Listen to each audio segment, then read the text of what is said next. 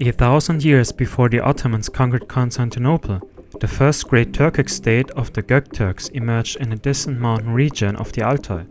Prince Bumin had defeated his feudal lord Anagoy in the year 552 and declared himself as Khagan of the Turks.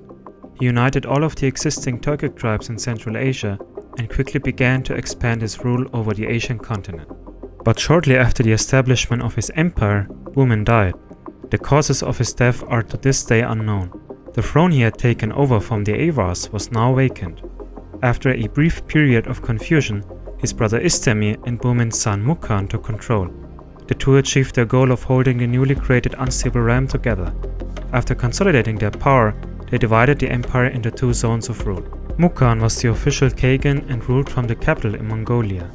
Meanwhile, Istemi took care of the territories to the west of the Altai. With the aim of taming the power-hungry tribes and principalities on both fronts, Istemi and Mukan now got down to work.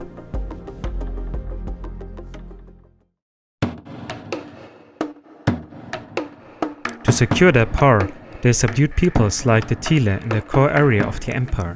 The term Tile was used for the tribal confederation that had once dared to revolt against Anagoy. When Bumin crushed their revolt, he brought about 250,000 Tile soldiers under his control. According to the Chinese Book of Sui, the official chronology of the Sui dynasty from the year 636, the Tile consisted of around 40 tribes in 7 different places. The most important tribes include the Alans, the Tuva, the ancient Kyrgyz, and probably the Uyghurs on the Orkhon. Thanks to this diverse federation of Turkic people, Bumin ironically started a rebellion himself, as we saw in episode 2, drove Anagoy off the throne, and established the Göktürk Khaganate. As the empire expanded, Istemi and Mukan could thus count on a broad and experienced group of warriors who, like the Ashina, were very familiar with the conditions of the steppe.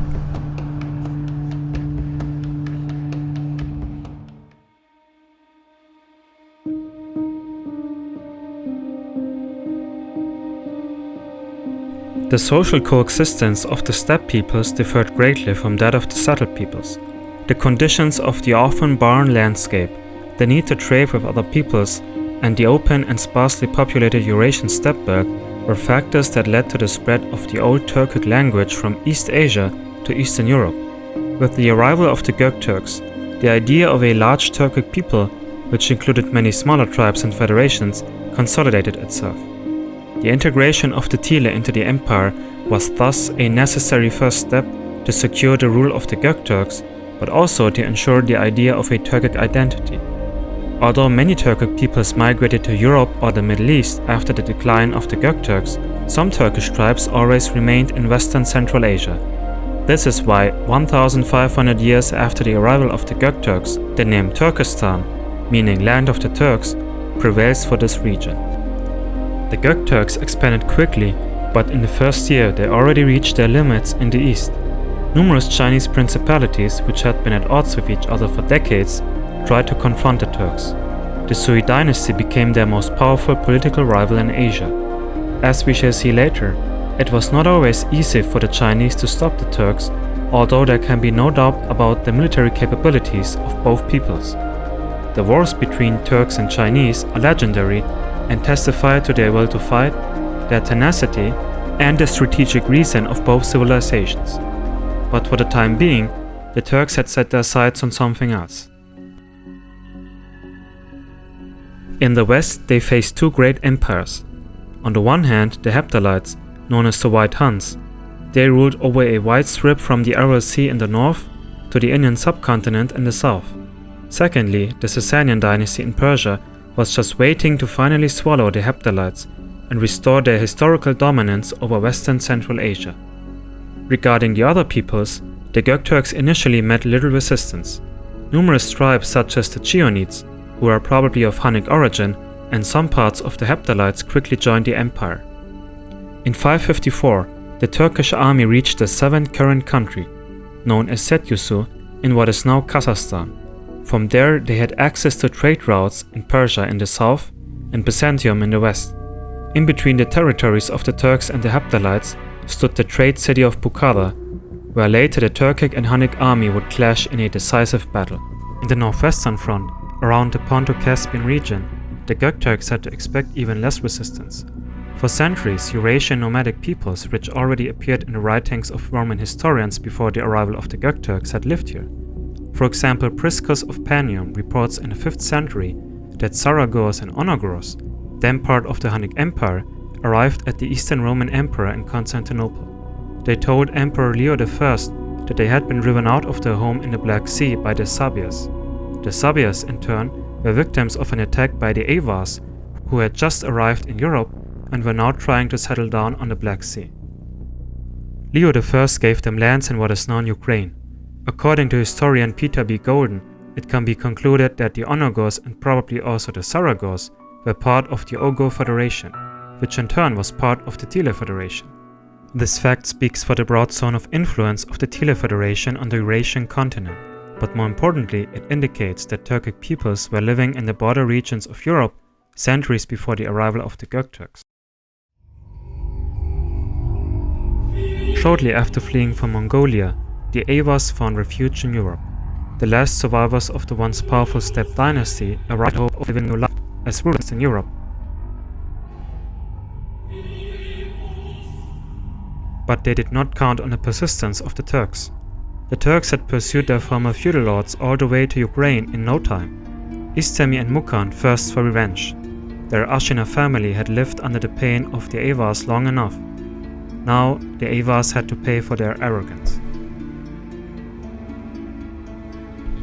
When Istemi contacted the Byzantines, he was annoyed that they wanted to integrate the Avars into their empire and sent a message to the Byzantine Emperor Maurice. Those Avars who found refuge in your empire once ruled us when we were their slaves.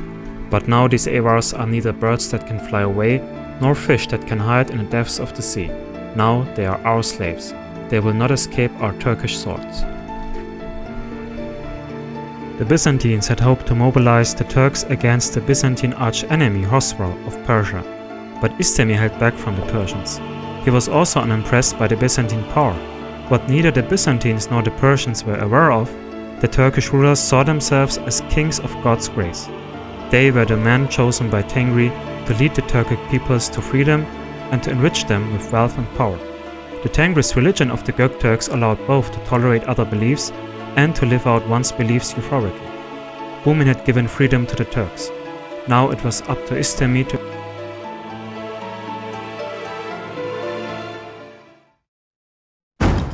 Istemi had sufficient soldiers, the experience and above all, the will to fight to achieve his goals.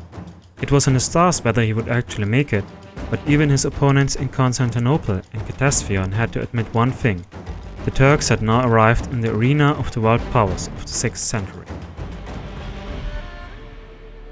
In 560, Istemi mobilized the Turkish army and marched en route into the Heptalite area.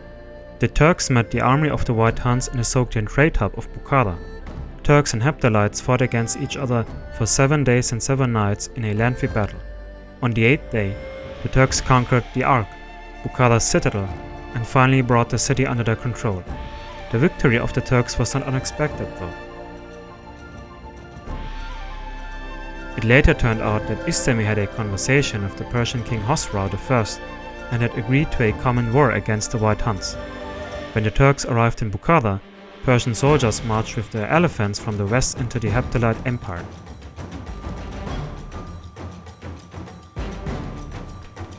When Istemi established his rule over Bukhara, he learned that the White Huns had not exercised firm rule over this country for a long time. The last commanders of the enemy army had fled from Bukhara to Afghanistan from the Turks, and there they crowned a man named Khaganate as their king. but after the Persians had invaded there too, Khaganate had to submit his people to the rule of the Persians. Thus the existence of the Hephthalitic realm was extinguished forever.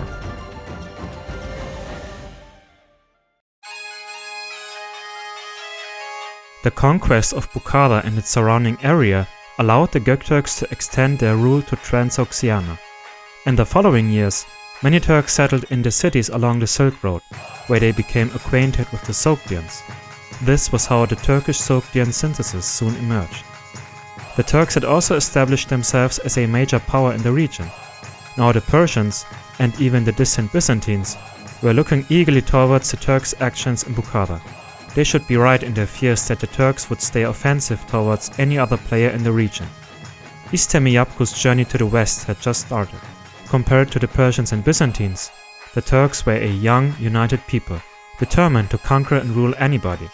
As traditional as the Turks seemed, they brought a certain briskness into the field. The battle for the Silk Road of the West had just begun.